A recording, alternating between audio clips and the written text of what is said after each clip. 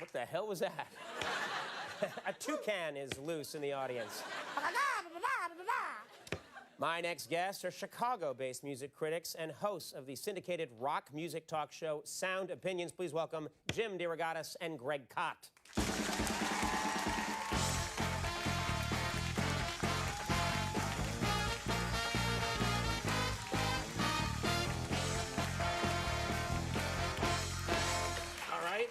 So much to talk about. First of all, it's great that you're here today because the Grammys were last night. The music business constantly changing. The Grammys sometimes can feel like this weird holdover from another time. What was your take on it last night? You know, it's usually a train wreck. It's usually an ordeal, get through 3.5 hours. But I kind of liked the little heavyweight boxing match that was going on between Amy Winehouse and Kanye West, you know? Right. They kept, you know, Winehouse throws a right, Kanye throws a left. It feels like these are authentic personalities, yeah. and sometimes, you know, Kanye's boasting. It's sort of compelling in a world, at a time when everyone's trying to be correct.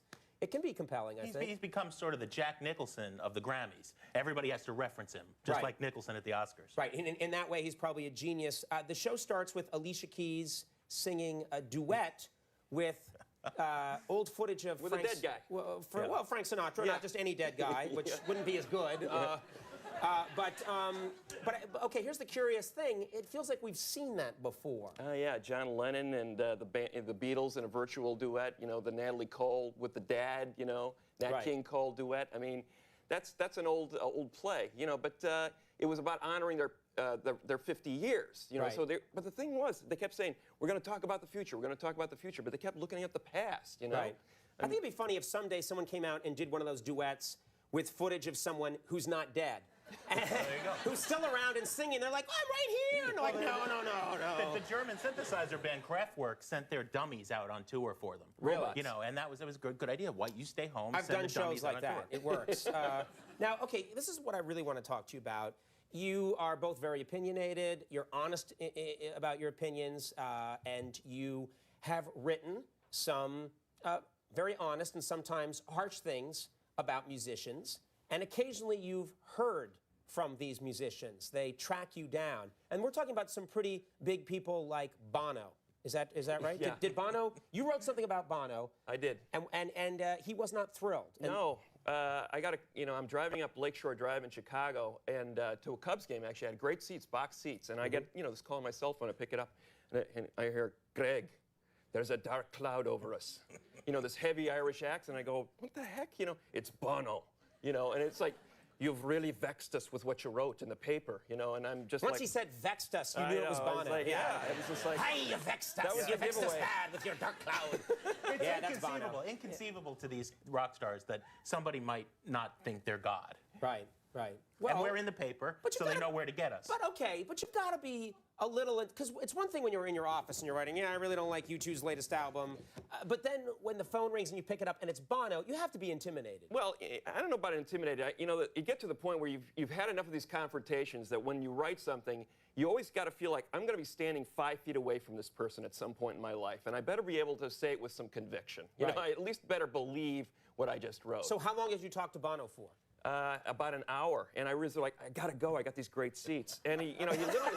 You got off. You said I have to go. I'm watching a baseball game. I told my wife that night. I said, I cannot believe I just blew off Bono, and he called me back the following Monday and said, He called you back? Yeah, come to the show. I'm not done with you yet. I got more to say. No, I got more to say. He set up a breakfast meeting. We literally sat there for 3 hours and talked about... And ate Lucky Charms, yeah. Pink stars, green clovers. And let me tell you, when you're in a restaurant with Bono, people know about it. It's like one of those things. Who's that ugly-looking guy talking to Bono? Do you think you came to some common ground? No, not at all. We disagreed the whole time. Really? Right, so he's desperately still stink, and Well, come on, people, they've had, good music in the last couple of years. I thought they were one of the most important bands of my generation, and I think they made some great records. And then, that iPod ad, but what really killed me was, charging their fans, money to join their fan club, ostensibly to get tickets for their tour, and then not getting good tickets to the fans who paid this kind of money. I thought, you guys have become the Rolling Stones. You've lost the plot. Well, I pay people to be in my fan club. That's how I do it. You get $2,500 and just go on my website. You'll see. There are popular bands out there whose success baffles you guys. You just don't understand it, and it drives you probably a little insane. What kind of artists are we talking about? There's a couple of bands we've been fighting about forever. that we just completely disagree about. I don't understand the Grateful Dead at all. You know, I mean, it's all these people, the hippies out there twirling, and you know, semi-naked girls, and lots of good drugs. It's a great party, but I don't know why the band has to ruin it by playing for 4 hours, or before they broke up. Okay. The went on with the opinions expressed here are not those necessarily of the host. So you went on the road with them. I think they co-opted you. That's the thing. I became a Grateful Dead convert. I'm not going to say if there was any chemicals involved, but I have to say, you know, the Miles Davis electric bands of the 70s and the Grateful Dead, the way those guitars were interacting, you know, it was no rock band has done what the Dead did. Okay, well, what's another band? Let's really get people mad. I want letters coming in. I want people calling up. What's another band? I'm sorry, I don't understand Dave Matthews. I don't understand this success. 55,000 fans in the stadium. You know. What is it you don't understand? I mean, he's, you know. I think the songs are there, but the 15-minute violin solos, I don't understand those. I don't get that. So you don't seem to like instrumentation, the long periods of the Dead. I think the Dead did it well, but there was interplay. You know, when the violinist in the Dead solos, the other four guys, you ever watch what they're doing back by the drum riser? No. The cracking jokes. You know, Right. I mean, it's like it's not a band anymore. It's Well, about they have contempt the solo for the thing. audience too. They throw in little snippets of "Mary Had a Little Lamb" in the middle of their solo. It's you know, it's contempt. But you know, I mean, we always say, Conan, that we want to start the fight, we want to start the conversation, but our opinions aren't the end-all and be-all. I mean, obviously, when we did the radio show, we took a cue from Siskel and Ebert. You know, Right. I mean, they're heroes of ours. Greg edited Gene and Rogers Why I went to the Sun-Times. But you know, those guys like know what they're talking about. They're on the mountaintop. You're just trying to start trouble and then see where it goes. Well, yeah, we're trying to start a fight. Everybody's an expert. I have a in pop brother music. like that. I understand it Yeah. very well. Yeah. Let's talk about a classic band, and we may have some. You guys have a problem with the band The Doors, okay? Now listen. I'm going to risk some heat too. I do as well, and I always have, and I've talked about it. And people get really mad. I love their guitar player, Robbie Krieger. I love John Dennismore, the drummer. I think Ray Manzarek on the keyboard, great. And then Jim Morrison, all that kind of, hey, look at me, his mind is hopping like a toad. You know, hey, dooney nanny nee, hey, moshe moshe. You know, I don't see it. Yeah. I don't see it, and I've said that before. I don't get Jim Morrison. I don't get why it was such a big deal. I think it's because he died. Yeah. Well, the alcohol had a problem. You know, that first album I think was pretty great, and I got to say the use of it in Apocalypse Now, I still love the way the music of the Doors was used in that But I movie. think it's the music. But whenever he starts, you know, he's like- Father, I want to kill you. It's like Robert Like, please, Bly be nice to your poetry, you know? dad. Come on. He's your dad. A drunken poet. It's not a pretty It's sight. bad drunken poetry, you know. He's like Robert Bly of rock. All right, well, let's move on, because I don't like people assaulting drunkenness.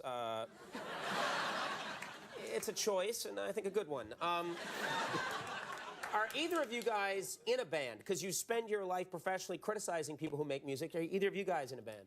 You know, I have to say I never had any interest in being in a band. I play piano, but I mean, I wouldn't want to be in a band with 4 guys 250 days of the year. I mean, that's hard work. Have you ever played in a band before? I'm not a musician, but I am a drummer. Right. You know. But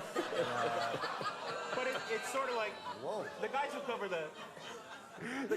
the Cubs for the newspaper. You know what? You're going to have to find your own way out of this building. I'm not helping you. I'm not helping you one bit. The guys who cover the Cubs might play softball, Yeah. and that's how we play. I play music. I mean, it's just fun. Right, okay. Well, Sound Opinions airs in select cities and on the web at soundopinions.org. You've certainly you've brought the fight here. You've stimulated some good conversation, so I do appreciate that. And give my best to everyone back in Chicago for me. Thanks, Conan. Jim DeRogatis, Greg Cott, our thanks to them. Catherine Russell's coming up. We'll take a break. We'll be right back. Hang around.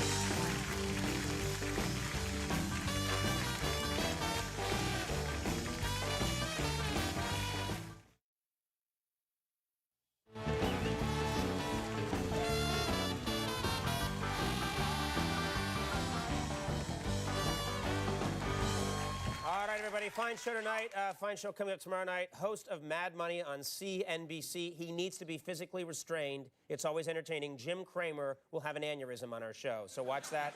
World-renowned chef Jose Andres will be here, a musical guest, Band of Horses. Watch that show. Why not? What else are you going to do? It's late. Catherine Russell's coming up in just a second. We'll see you in a minute.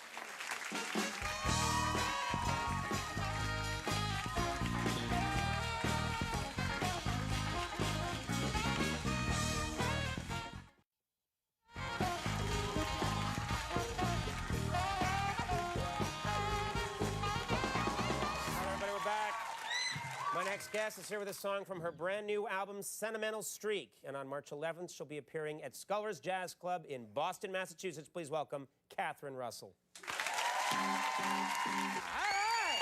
Yeah. That is how it's done. Thank you so much. Thank you. Thank you. Catherine Russell, everybody. We'll take a break. We'll be right back. Stick around.